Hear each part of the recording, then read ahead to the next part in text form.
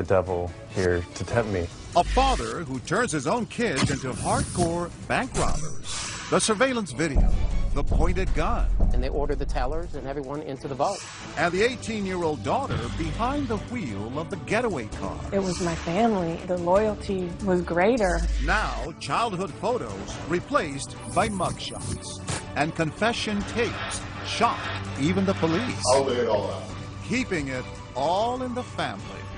Plus, a loyal employee with a killer boss. I missed my kids being born. He made me come back to work 4 or 5 hours later. Who takes the term murderous job to a whole new level. What I need you to do, go dig a hole in the desert somewhere. The detective said your husband was going to kill you. But this bad boss isn't finished yet. What do you want me to do? Whack this guy. Loyalties and Lies. Welcome to 2020 on ID. I'm John Quinones. Loyalty. It seems so simple. But what happens when the person you've always followed leads you to do something you know is wrong? The people you're about to meet found themselves with troubling decisions to make between loyalty and lies. First, 2 teens and the father they worshipped. But as Matt Gutman first told us in 2013, the dad who was supposed to show them the right way to live instead showed them the way right to prison. It's an all-in-the-family crime spree. That's dad in a mask and son in a fake mustache. It was a family affair, all right. A father on an outing with his 2 kids, but they weren't out for fast food. They were hungry for a fast buck. These 3, the Cat family, didn't look like the typical jailbirds in the FBI's most wanted list. Nope, they looked like they belonged in your church group. The balding dad, his pimpled son, and the pretty blonde sister, still a high school senior. But apparently the family that stayed together robbed together.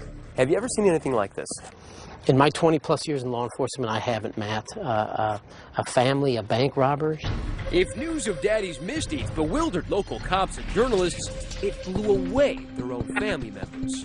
Horrible. Horrible. How can I wrap my brain around this? How could this have happened? We spent 13 months piecing together this story, talking to every major character. It begins where it ends, with Dad, Scott Cat. We met the father of this felonious family here. Nice to meet you. Nice to meet you. Behind 2 inches of glass at the Fort Bend County Jail in Texas. It's shocking to me because I've never been in trouble before. That would be the first of many lies he would tell us. Back then, we couldn't have known this tale would have more twists than a knotted rope, especially given how Cat started life. With a homemaker mom and a dad who worked at the local bank. Good student? He was a football star. Everyone, especially his mom, remembers him being so likable. Scott, he was so much fun. Great sense of humor. Always wanted to make us laugh. Scott Cat fell in love and married his high school sweetheart, Beth, a champion swimmer. She called him her handsome cowboy. What was Beth like? Beth? Oh, very, very loving. Good mommy. Terrific mother. It seemed like they had it all. They really did. He became a structural engineer, and the all-American family settled into a 4-bedroom house with a front porch tucked into Oregon's wine country. They both had great jobs. They both had great cars. They had the 2 kids. They had the dog. Everything that you work so hard to do. Money, family, love. Scott and Beth had everything until Beth was diagnosed with breast cancer. Her daughter, Abby, was just a baby. The only memory I have of my mom, she was on a bright orange stretcher being carried down the stairs, and I remember her face. So your first memory of your mother, or your only memory, is one of her being carried away on a stretcher? Yeah, that's all. But I hold on to it maybe as a good thing. Because it would be the only thing she had. Beth Cat would die at the age of 32, leaving behind 4-year-old Hayden and 2-year-old Abby. Suddenly, Scott Cat was a widower, a single dad with toddlers. How did you deal with it personally? I didn't deal with it. You were in denial? Completely. I was in denial about needing help, about grieving, about depression, about my ability to raise them by myself. You know, I started drinking heavily. What does heavily mean? Well, a 5th a day. A 5th of 5 pair of Jack Daniels a day. It's a lot of booze. It's a lot of booze. While Dad was drowning his sorrows, the kids were thriving in the pool. The star swimmers were also decent students, and when he was sober, their dad was the proud president of the swim club.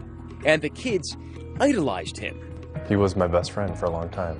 He was a whole lot of fun, loved water parks and Disneyland almost as much as the kids. We'd all be on the ride together. It was just fun. We were all screaming and yelling, and he went on all the rides with us, and that's cool. So cool that he was really more a friend than a parent. There wasn't really a disciplinarian. I mean, there was no one there hounding us to do homework or keep up our grades. I knew it wasn't normal, but to me it was my normal.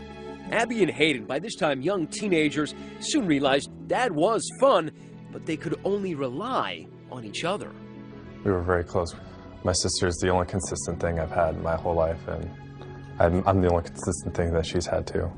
Well, my brother's my best friend. He was basically the only one that was there for me. I can just look at her and know what's on her mind, what she's worried about. What Scott's kids were worried about most, their dad's drinking.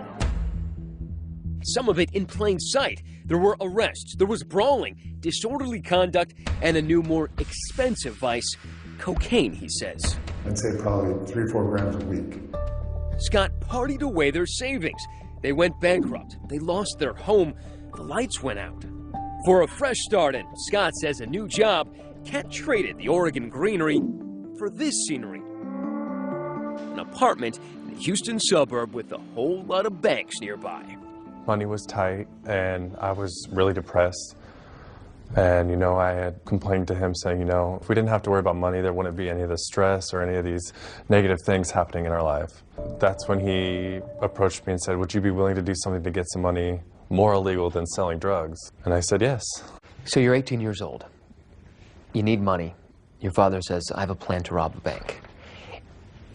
Shouldn't your first reaction be, are you crazy? Looking back on it, I can't believe that wasn't my first reaction. To say, are you insane? Why did you go along with it so easily? I had a real struggle. I knew it was wrong, but I was really motivated by the money. The night before the first bank I was supposed to rob with him, I had kind of a panic attack all night, deciding, do I want to go down this path of evil, or is this not for me? Ultimately, Hayden Cat would agree to walk down that path of evil. He really wanted my help. In his mind, 2 people could be much more successful at it. But maybe a third would be even better, and there was just one cat left to choose. Scott told Hayden to talk to his sister into joining their gang. She was a high school senior, just 3 months shy of graduating. My dad sent my brother to ask me. Your dad sent your brother to ask you? Yeah. To rob banks with them? Yeah. And then the next day, my dad just basically laid it all out. You know, I'll buy you a new car, and I'll get you an apartment. In some way, I was led on, like, this is how I protect them, and these are the only people I have. Now, son and daughter say this is when they crossed over to the criminal side. A plan was in motion, the mark, the Comerica Bank, just down the block. The morning of the first bank, I asked my dad, you know, are you the devil here to tempt me? And his answer is what really scared me. He said, yeah, probably. I'm asking you to rob a bank. So he knew full well the world he was bringing you into. The biggest point he made to me was the plan for all the details. The details would have been what you've seen in the movies. The fake mustaches, fake guns, in hopes of getting real cash. But what the kids were really banking on was beginner's luck. I was actually shaking so bad that the employees grabbed the bag and started throwing money in for me. The family robberies. What could possibly go wrong? When we come back.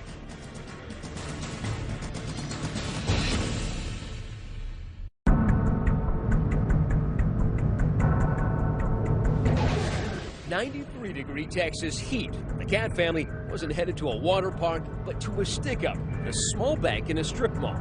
The man with the gun was Scott Cat, and along for his first heist, his apprentice, his 20-year-old son, Hayden. Their disguises? Painters' masks and white overalls. Outside, waiting in the getaway car and communicating with the men on walkie-talkie, 18-year-old Abby. Once we walked into the bank, then it was on. I was running on so much adrenaline and so amped that I wasn't even really feeling anything. Two individuals walked into the bank, and they ordered the tellers and everyone into the vault. Did they say anything? Put your hands up and get into the vault. He was the muscle with the gun, and I was the money guy. Both men are big, over 6'3". Their sheer size and the gun enough to terrify customers. But it's the novice bank robber who's quaking in his boots.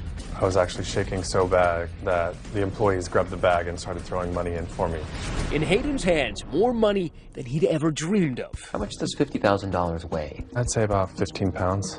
With their garbage bag full of cash, they sprint out of the bank to the getaway car, which has been outfitted with stolen plates. The wheelman, a frightened teenager. I was scared. I mean, it's just something you just like want to be over with. And what was it like driving the getaway car? You know, it's hard because you want to obey traffic laws, but your adrenaline is pumping. It was hard. I had them in my ear. My dad would yell at me to not drive fast, and so I didn't.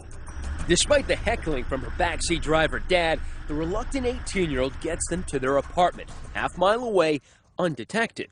The heist had gone off without a hitch, just like Dad had promised. Was there a woohoo moment? Not till we got home. With her sack full of 50 grand, the spending began. Cars, motorcycles, booze, and drugs. Abby's spending, much more sensible. How'd you guys celebrate? I went off on my own and just got my nails done. In fact, the money came so easily and went so fast, within 2 months they burned through all their loot. Time for another bank job. The First Community Credit Union, just a few miles from the scene of their first crime. Before the hit, Abby cases the bank. That's her smiling and grabbing brochures from a bank employee. 11 days later, it's the same drill, new disguises. Ditching the painter's overalls for safety vests to blend in with nearby construction. They walked into the bank with orange construction vests on. Did you carry a gun in there? No. We used a BB gun. But it looked real. Yeah. I remember a few people's face still. What was their reaction? Total shock. Terror? Yeah, they were scared, terrified, definitely. You start walking into a bank with a weapon and you start pointing that at people and ordering them to, you know, cough up the money. I mean, that can change your life forever. Their take after 2 bank robberies, over $100,000. But the loot isn't exactly divided up evenly, according to the kids. What percentage were they willing to give you? 10%. Did you feel like 10% was enough? Oh, yeah, because I never even had that much money. So your whole life? Right. $10,000. It was enough for me. Enough to buy a very practical used Ford Focus and more of those manicures. I guess by now you're aware that in Texas, whether you're the driver or you're the guy holding the gun, holding up a teller, it's the same crime. Yep. But you didn't know that then? No, I didn't know that then. And I know the part that I played was wrong, but it was my family, and that the loyalty was greater at that point. But her father and brother seemed more loyal to the cold, hard cash that was coming in and to blowing it fast. Shopping, cars, partying, really nothing to show for it. When the comforts of daily life include Jack Daniels, a new Chevy Tahoe, a Harley, and a swank new Houston apartment, even 100 G's can disappear pretty fast. And for the Cat family, that meant one thing: time to go back to work. Had you planned another heist before you got busted? Yeah, the morning they picked us up, I think we were going to do probably 1 or 2 more. That day? Yeah. That's right, the Cats had gotten cocky, planning a pair of heists the day before their arrest. It got to a point where I thought my father knew what he was doing so well that there's a risk involved, but the risk was so minimal. But that would prove to be wishful thinking because, as we all know, where there are robbers, there are also cops. And the cops were already on to them. On the surveillance video from the latest heist, they picked up a detail that would impress even Sherlock Holmes. The vests looked new. They actually had creases in them. Because they were creased, you figured they were new. And because they were new, they must have been purchased somewhere nearby. We were able to tie those 2 vests back to a local Home Depot. And those vests were purchased with a MasterCard debit card that went back to Scott. By using that MasterCard, Scott Cat might as well left his calling card. And there's kids are using it in Home Depot to buy the gear they were about to use in a bank heist. It was just the break detectives needed, and the Cats were in the bag. When Scott was arrested, the detective that actually made contact with him told him, well, you're under arrest for bank robbery. And Scott's initial response to that was, which one? They quickly arrested Hayden as well, who was up in the apartment. There, they found the kind of evidence gumshoes dream of. In the apartment, we found some bank straps. And a bank strap is a little paper strap that wraps around a certain quantity of money. Usually it's 1,000 denominations. And it identifies whatever bank it is that it comes from. And some of those straps were from a bank in an entirely different state. Suddenly, cops realized Cat is no rookie, but a bank bandit with a resume. They now had more than enough evidence to haul both Cats in for questioning, and authorities were zeroing in on Abby, too. Abby called, and she was yelling at me. I'm in jail, and I need $10,000 to get me out of here. Get me out of here right now. And I said, you have to get that money from your father. She says, he's the reason I'm in jail. When we come back, the interrogations begin, and everyone is in for a shock. I hated the job. I'll just rob banks. Probably better at that anyway. And his children weren't the only family members he'd conned. I picked up our local newspaper, and I said, oh, son, if I didn't know better, I'd say that was you. Stay with us.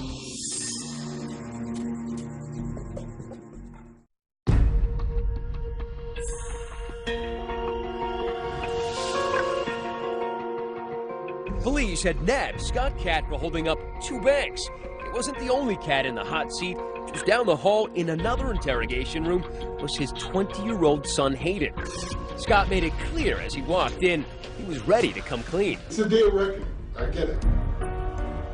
Investigators were expecting to hear about the 2 heists in Texas, but they were about to learn that Scott Cat's secret life of crime dated back to the Clinton administration. He didn't even ask for a lawyer before he started spilling the beans. First, federal savings and loan. For this head-scratcher, Scott actually needed a whiteboard to lay out crimes that began in his home state of Oregon, 2,300 miles away. It was like a seminar in bank robbing 101. So this was number 1. This was number 1. So I'd say I got about like $2,500, roughly.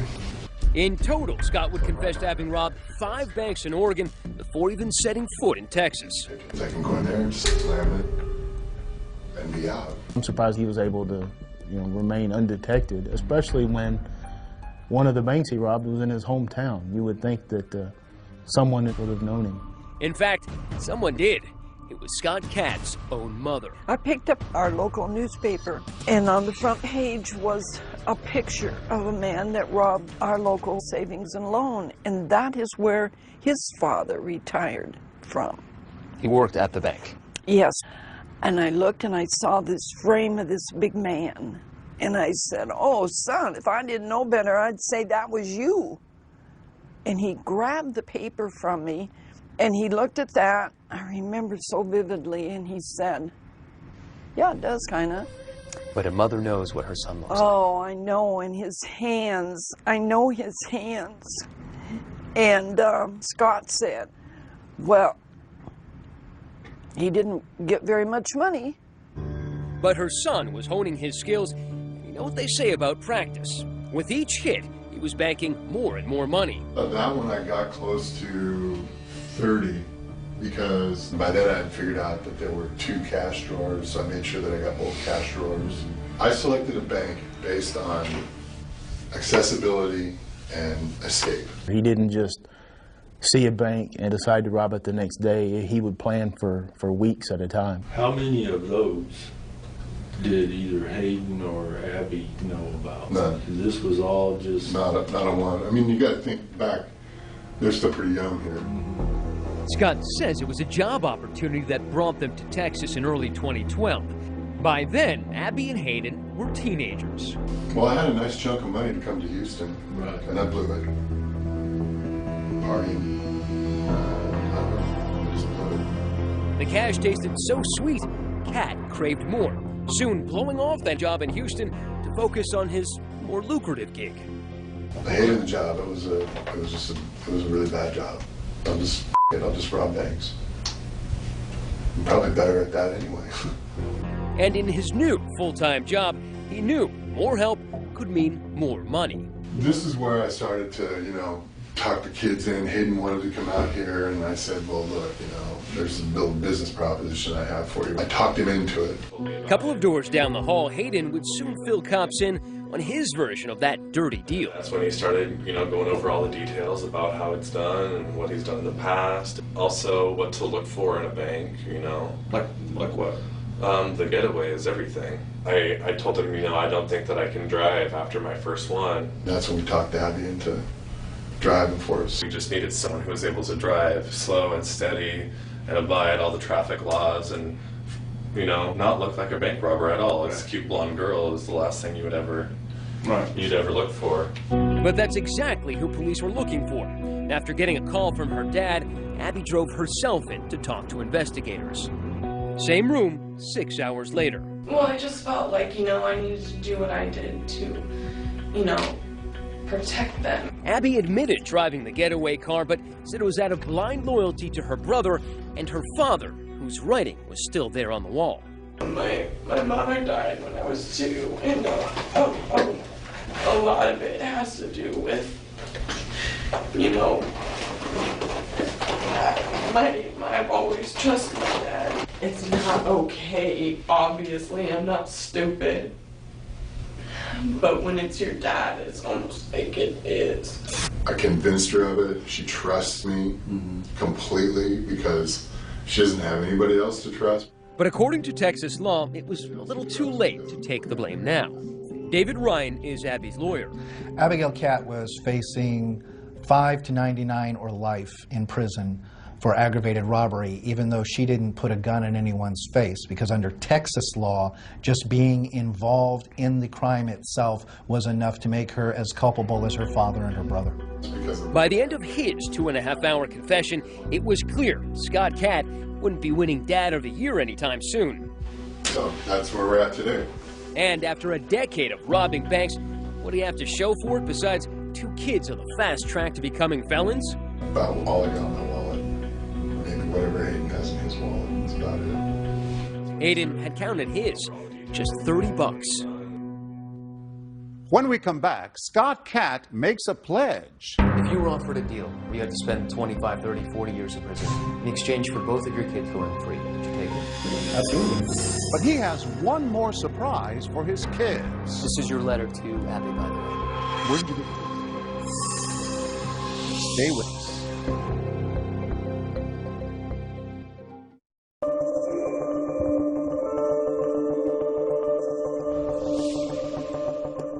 The pretty house with the wraparound porch in Oregon is now in the Cat's rearview mirror. Their new home is the big house behind the bars of the Fort Bend County Jail in Texas. The family had been held in separate cell blocks and hadn't seen each other in over a year. Jailhouse life had taken its toll. Scott said there wasn't enough food and he'd lost more than 70 pounds, almost unrecognizable to his own mother when we showed her footage from our interview. He's a poor man. $2,000 a week. Yeah. He doesn't look the same. Oh, I miss him. He's old. I don't want to see anymore. She's heartbroken by what her son did to the grandchildren she'd helped care for after their mother died. It's so hard. I wish I knew why he did this. I will never know. When we sat down with Scott, he wanted us to believe he was a changed man, a father who would do anything for his kids. If you were offered a deal where you had to spend 25, 30, 40 years in prison in exchange for both of your kids going free, would you take it? For them going free? Absolutely. What about life in prison? Sure. Would you have said you were a good father? I thought I was. Do you think you are now? I have the serious doubts. I mean, I think that we're all sitting in here right now because of my inability to be a parent. What would Beth say, your first wife? What would she say about you dragging your kids into... I can't even imagine. Can't even imagine. I'm really ashamed. Mommy. That's when he cries. About my mom. He wouldn't cry about his kids, but he cried about his wife. Yeah. In fact, as we would learn, he would put in pen and ink how little he cared. Abby's lawyer gave us letters from their dad in which he encouraged them to do hard time so that he could do less of it. With this new information, we went back to confront Scott, this time face to face. This is your letter to Abby, by the way. Where did you get this? It's your handwriting, isn't it? Yeah, it definitely is. And it's your letter. Yes. You told me recently that you would be willing to spend life in prison in order that your kids do not spend time in prison. But here you are asking her essentially to do time for you. I was trying to manipulate. I'm trying to get something Who are you from everybody. manipulating? I'm trying to get everybody something that they can live with. Everybody. You got your kids involved in this. And you're asking them to do time for you. It says it right here. I do believe that you doing prison time will be good for me, and I know that wasn't an easy choice for you. And that's what she said to me in the previous letter, that she was willing to do that. Wouldn't most parents say, try to dissuade their children, say, please, don't admit to anything. I will take the entire blame here. I would love to, but they have so much evidence on everybody that what are we supposed to do? Your father says he blames himself. He says he's lied to you for many years. Mm-hmm. Do you believe him now? Am I just supposed to believe him all of a sudden? I want to, and I've always wanted to. But I believe he feels remorse, but I also believe that he still didn't have my best interests through all of this, through all the court stuff. Does it make you angry? Make you sad? Mainly sad that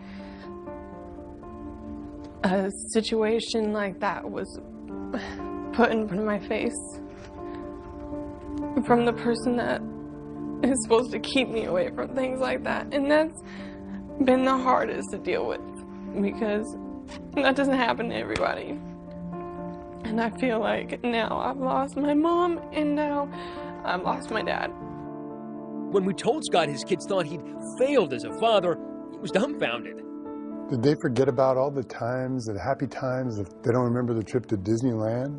I wish I could have made those memories a little more lasting for them.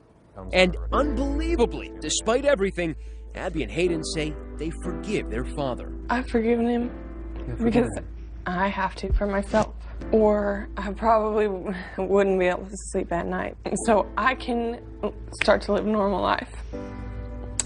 I don't want hate, anger, any of that in my heart. If your father were right here, Hayden, what would you say to him? I'd tell him that I forgive him. And that I don't want him to carry this burden around with him for the rest of his life. But while his kids might forgive him, the court does not. How do you plead to the offense? Are you pleading guilty freely and voluntarily?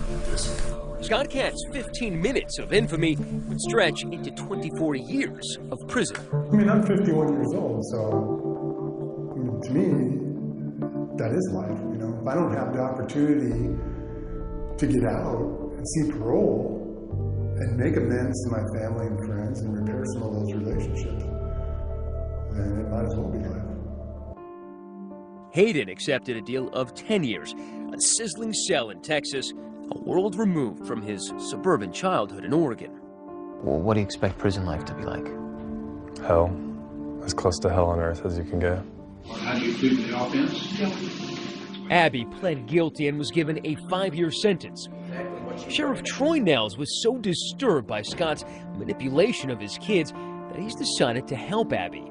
Instead of shipping her off to prison for 5 years, he's decided to keep her here at the jail, where we found her stitching patches onto police uniforms. I just feel that she's more of a victim in this. So my goal is to try to educate her, get her where she can get her GED, and try to teach her some type of a skill set here.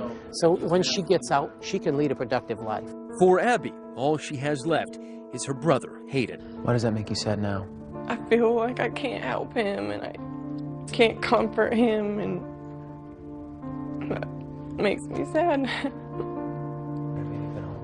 Making an unprecedented gesture, Sheriff Troy Nels allowed us to bring them together one last time before they served their sentences. Brother and sister haven't seen each other in a year since the day of their arrest. Hayden is brought in shackled, hand and foot. And the jailhouse rules were strict. No touching. The soulmate siblings couldn't seem to help, reaching out. Abby. Breaking one last rule. Are you doing okay? Yes. Okay. I'm just happy to see you. Yeah, me too. Abby, I'm sorry, okay? I don't blame you for anything, Hayden. Just know that I love you forever. I love you too. I don't blame you for anything. Nothing. It's gonna be a long time until I see you. I know. I love you. I love you too. Can I give him a hug? No, I can't hug you. No? No. And on the spur of the moment, we asked the sheriff for one more act of kindness. You guys want to give each other a hug. The sheriff says it's okay. Really? Oh. It could be 10 years before Abby and Hayden could embrace again.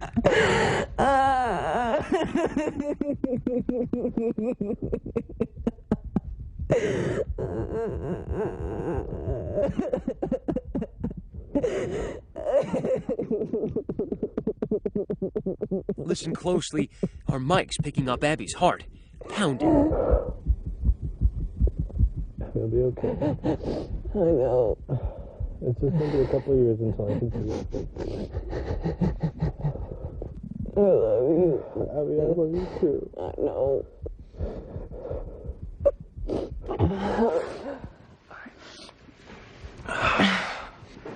I don't want you to go. I know. And gushing out came the grief and the regret and the anger. Thank you for the hug. I needed it. I know. I love you. I love you too, okay? Okay. If you ever start to feel down or anything, just start to think about all those good times we had, okay? Okay. That'll get you through. Okay. All right. I love you. Abby, I love you too. I'll see you soon, okay? Okay, bye. And after 10 minutes of comfort, shackled again. The siblings' love for one another, the one thing their foolhardy father couldn't destroy.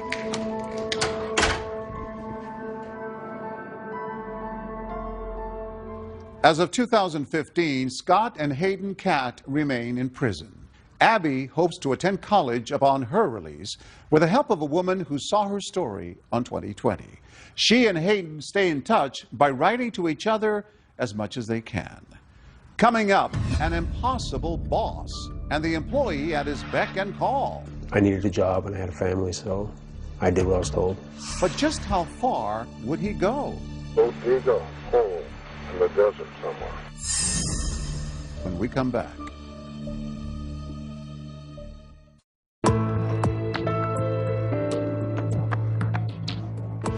A long-suffering employee spends years meeting his boss's escalating demands, and then a new task, one that would make him an accomplice to murder. As Jim Avila first told us in 2013, the question was, would he follow orders or take the lead straight to the police? Welcome to Arizona Shower Door, a sprawling box of a company in Phoenix, lined with palm trees, where 45-year-old Patrick King had tried to earn a living and support his family. That is, until he got a call from his boss to meet him here in this bank parking lot for a special favor. That's Patrick's truck. Inside is Patrick and his boss, Fred Nadler, and this is their day-off conversation. What I need you to do, in super secrecy, okay, is go dig a hole in the desert somewhere. Dig a hole in the desert? Sound odd, even suspicious? Not to Patrick. In fact, it was just the kind of thing he was expecting after 5 years of working for Nadler, a self-made millionaire and owner of Arizona Shower Door, whose corporate credo was as clear as the glass he peddled. This is my company, you work for me, and if you don't like it, there's the door. Was he serious? Oh, yeah. Patrick started out as a crane driver, but quickly became Fred's right-hand man. And what kind of boss was he? Ruthless. So ruthless that Patrick says he was working 85 to 90-hour weeks, but only being paid for 40. I missed my kids being born. I didn't take any time off. He made me come back to work 4 or 5 hours later. And if Patrick had any objections, he said Fred had a special way of reminding him who was boss. He made me carry a paycheck stub that said Fred B. Nadler on it. 2-3 times a week, I'd have to pull out a paycheck. And he goes, "Who signs your paycheck?" And I said, "Well, it says Fred B. Nadler, sir." He goes, are we clear? And I said, crystal clear. And he wanted you to do whatever he said? Whatever, no matter what it was or what time of the day. Personal, private, business, anything? Everything. Including, he says, spying on his boss's wife. He had me get a phone with his wife and hidden GPS in it and track her 24 hours a day, 7 days a week. And I complained about a lot of the stuff there and not wanting to do it, but I needed a job and had a family, so I did what I was told. But Patrick's connection with Fred's wife would reach far beyond her cell phone signal. Libby Nadler, like Patrick, was living in a prison of her own, under the thumb of a controlling husband, who she says ran the home just like his office. Everything was fine as long as I went along with it, with whatever he did. He would just tell me if I didn't like it, I could leave. Not all of their 18 years of marriage had been like that, of course. When he told me that he wanted to marry me, he told me that we were going to have a wonderful life. And it was. Trips, a nice home. They even adopted and raised 2 children together. But Fred, she says, always was clear about one thing. He didn't like to spend money. He only liked making it. In his mind, he thought that everything was his. He didn't want to share, not with me, not with anybody else, as long as he was alive. Which meant divorce would be a little tricky. That's when, according to Patrick, Fred's behavior took a twisted turn. He started dropping these little subtle hints and say stuff like, it's getting me a lot of money for you. Coming from a boss who allegedly thought worker pay was optional, the promise of a big bonus seemed to Patrick a major red flag. Sure enough, 3 days later. My phone rings, caller ID, and it said Spike on it. And he goes, we need to meet. Which brings us back to this parking lot. And as soon as I stopped here, he got up, started walking over. So he comes over, and as soon as he gets in, I hit record on this recorder. And I have it sitting right here, and I push record, and I set it right here on the ledge. We're sitting here talking. What I need is somebody I can trust. That's me. Let's go dig a hole in the desert somewhere. That's easy to do, especially in Arizona. That's right. You got to do it at such a time and a place that nobody can see you do it. And he finally said, you know, she filed for divorce. She's going to ruin the company. There's going to be 180 employees and families out of work. You're going to be the savior. You're going to save the company. I was just like, you know, I didn't want to believe it. I will give you a bundle to put in that hole, okay? I'm not telling you what's going to be in the bundle. Be wrapped in a blanket or a sheet or something. And just keep quiet. So that's easy. The rest of your life. He pulls out a stack of money wrapped in a yellow band, $1,000 on it. Goes, you know, just for showing up, I'm taking care of you, and he throws it at me. So this man who never gave you anything, maybe $20, gives you $1,000 all of a sudden. And Fred, he says, promised more. $10K every year that Patrick stayed with the company and kept his trap shut. That Patrick could not do. Instead, this loyal worker had enough, immediately going to police and handing over that tape. Fred was arrested that evening, Libby watching as he was handcuffed and taken away from their house. The detective said your husband was going to kill you. I told the police that's not true. No, I didn't believe it. When did it sink into you? That question is very hard because I still can't believe it. Sometimes you don't realize it when you are with a controlling person what the outcome would be. Patrick foiled all this. Patrick saved your life, right? He did. He's my angel, and I keep telling him that. And that angel dutifully returned to work the following Monday to report to his new boss. Actually, 2 new bosses, Fred's sons. You save a woman's life. Bad guy's in jail. They gave you a raise and a hearty handshake when you got back to work, right? No. His reward for saving a woman's life? Patrick was put on paid leave. Then, he says, out of the blue, 6 months later, he was sacked. His parting bonus, a phone call from the prosecutor who was about to take Fred Nadler to trial. And he goes, we have him hiring somebody to come and kill you before the court date. He doesn't want you on the stand. You have a seat right here, buddy. Fred, according to prosecutors, was up to no good, even from behind bars. Nope, it's us alone. Caught on tape again. And this Santa Claus look-alike had an early Christmas gift for his ex-wife and former employee. Yeah, apparently you got a job you'd like me to do. Yes, sir. I've got 2 jobs. I'm going to need names. I'm going to need where they live. I'm going to know what you want me to do. Well, Patrick King. What do you want me to do? Whack this guy. Okay. Who else? My ex-wife. There's going to be a lot of scrutiny with these 2 people passing. Okay. Significant people in my life. That's caused me a great deal of problems. But Nadler had more. The hit on Libby required some special handling. You have dogs? Yes. 2 little dogs. They only stand about this high. Meet Fritzy and Shotzi, who Fred apparently wanted the hitman to take care of as well. They're my love of my life. If there's anything I do love that's left, it's my 2 little puppies. So I just like to make sure if it's a day or 2 before somebody finds someone, that they have plenty of water and there's a bag of dog food in the laundry room. Just make sure they got a little something to eat for a while. Nadler might not see Fritzy and Shotzi for a while. He's charged with conspiracy to commit murder and conspiracy to commit abandonment of a body. Even though the ordeal has turned his life upside down, Patrick says he has no regrets. You're a working man, right? You're struggling to make life good for your family. Here's a guy who's offering you at least 10 grand. Were you ever tempted in any way to go on with this? No. I don't care if he would have looked at $1 million right there on the spot. It would have been the same outcome. As of 2015, Patrick King still lives and works in Phoenix. He says he continues to worry about Fred Nadler's threats on his life. He and Libby remain in touch. As for Fred Nadler, the charge of conspiracy to commit murder was dropped. In exchange, he pled guilty to attempted kidnapping and was sentenced to 8 years in prison.